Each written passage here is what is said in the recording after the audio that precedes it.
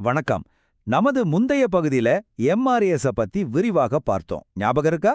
அதோட தொடர்ச்சியாக நவீன இதயச் செயலிழப்பு சிகிச்சையோட கடைசி மற்றும் மிக முக்கியமான பகுதியான SGLT2 இனிபிட்டர்ஸ பத்தி இந்த விளக்கத்துல நம்ம பார்க்க போறோம். இது நிஜமாவே ஒரு கேம் சேஞ்சர்னு தான் சொல்லணும். இதுல ஆச்சரியமான விஷயம் என்ன தெரியுமா? சர்க்கரை நோய்க்காக ஆரம்பிக்கப்பட்ட ஒரு மருந்து இன்னைக்கு இதய செயலிழப்பு சிகிச்சையில எப்படி இவ்ளோ பெரிய தாக்கத்தை ஏற்படுத்துது?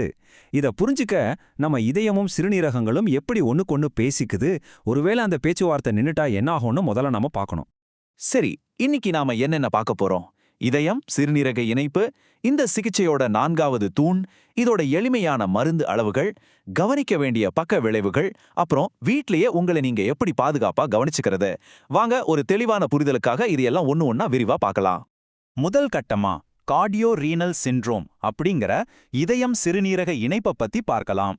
இந்த புதிய சிகிச்சைகள் ஏன் நமக்கு இவ்ளோ அவசியமா தேவைப்படுதுன்னு புரிஞ்சுக்க இந்த அடிப்படை ரொம்ப முக்கியம். இதயம், சிறுநீரகம் இந்த ரெண்டையும் ஒரு பெரிய சுமைய சுமந்துட்டு போற ரெண்டு நெருங்கிய நண்பர்கள் மாதிரி நினைச்சுக்கோங்க. இதயம் ரத்தத்தை பம்ப் செய்ய திணறும்போது சிறுநீரகத்தால சரியா அதை வடிகட்ட முடியாது. இது அப்படியே உடம்புல நீர் கோர்த்துக்கிற ஒரு மோசமான சுழற்சியா மாறிடும்.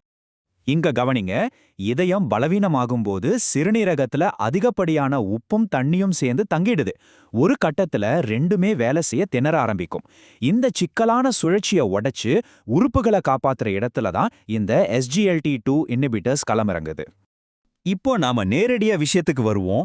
இதய செயலிழப்பு சிகிச்சையோட 4வது தூண்னு சொல்லப்படுற டபாக்லிஃப்ளோசின் மற்றும் எம்பாக்லிஃப்ளோசின் மருந்துகளை பத்தி பார்க்கலாம். இதுதான் நம்ம பிரச்சனைக்கான தீர்வு. டேபா HF எம்பரர் மாதிரியான பெரிய மருத்துவ பரிசோதனைகள் என்ன சொல்லுதுன்னா, உங்களுக்கு சர்க்கரை நோய் இருந்தாலும் சரி இல்லாட்டியும் சரி, இதயத்தோட பம்பிங் திறன் எந்த அளவுல இருந்தாலும் சரி, இந்த மருந்துகள் மருத்துவமனைக்கு போறதையும் உயிரிழப்பு அபாயத்தையும் ரொம்பவே குறைக்குது. நிஜமாவே இது ஒரு மிகப்பெரிய முன்னேற்றம். மருத்துவர்கள் மற்றும் சுகாதார பணியாளர்கள் இதை முக்கியமாக கவனிக்கணும். சிறுநீரகத்தோட வடிகட்டும் திறன், அதாவது EGFR அளவு ரொம்ப குறைவா இருந்தாலும் கூட இதை தொடங்குறத தற்போதைய மருத்துவ வழிகாட்டுதல்கள் முழுமையா ஆதரிக்குது. டபாக்லிஃப்ளோசினை 15க்கும் மேல், எம்பாக்லிஃப்ளோசினை 20க்கும் மேல் EGFR இருந்தாலே நாம நம்பிக்கையா ஆரம்பிக்கலாம். சரி, இந்த மருந்தை எப்படி எடுத்துக்கிறது? பழைய இதய நோய்க்கான மருந்துகளை விட இதோட அளவுகள் ரொம்பவே சிம்பிள். அது எப்படின்னு இப்ப பார்க்கலாம்.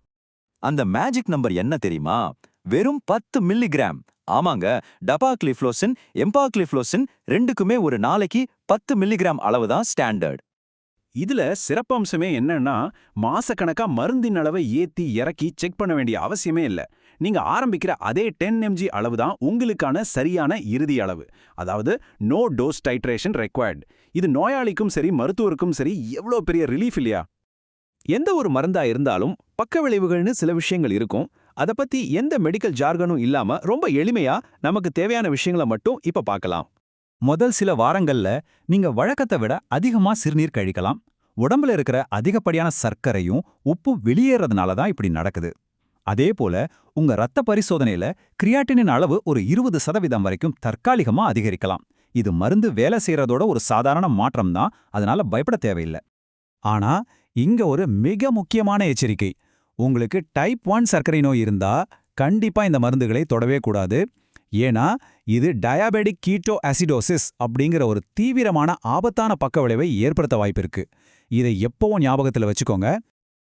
ரொம்ப அரிதா பிறப்புறுப்புல கடுமையான வலி, எதிர்பாராத வகையில ரொம்ப வேகமா எடை குறையறது அல்லது கால்ல புதுசா புண்கள் வர்றது, இந்த மாதிரி அறிகுறிகள் இருந்தா உடனே மருத்துவரை பார்க்கணும். தனிப்பட்ட சுத்தமா இருந்தாலே யூரினரி இன்ஃபெக்ஷன்ஸ் வராம நாம ஈஸியா தடுத்துடலாம்.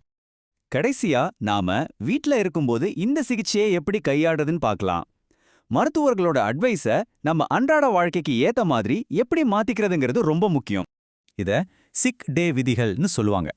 உங்களுக்கு காய்ச்சல், வாந்தி, உடம்புல நீர்ச்சத்து குறைஞ்சா உடனே இந்த SGLT2 இன்ஹிபிட்டர் மருந்தை தற்காலிகமா நிறுத்தணும். பெரிய அறுவை சிகிச்சைக்கு 3 நாளைக்கு முன்னாடியும் இதை நிப்பாட்டணும். நல்லா குணம் அடைஞ்சு இயல்பா சாப்பிட ஆரம்பிச்ச பிறகுதான் திரும்பவும் தொடங்கணும். உங்க சிறுநீரகங்களை காப்பாற்ற இது ரொம்ப அவசியமான ஒண்ணு.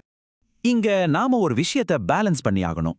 உங்களுக்கு லேசான உடம்பு சரியில்லாத நிலை இருந்து அதே சமயம் கால் வீக்கம் மாதிரியான நீர்க்கோர்த்தல் பிரச்சனையும் இருந்தா நீங்களா உங்க வழக்கமான வாட்டர் மாத்திரைகளை நிறுத்தக்கூடாது. உடம்புல நீர்ச்சத்து கடுமையா குறையும் போது மட்டும்தான் இந்த மருந்துகளை தற்காலிகமா நிறுத்துறதுக்கு நாம முன்னுரிமை கொடுக்கணும். தினமும் உங்க எடையையும் ரத்த அழுத்தத்தையும் செக் பண்ணுங்க.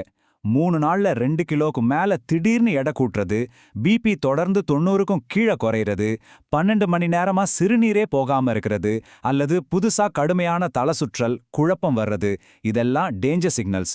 இந்த மாதிரி இருந்தா அன்னைக்கே உங்க மருத்துவரை அர்ஜென்ட்டா காண்டாக்ட் பண்ணணும்.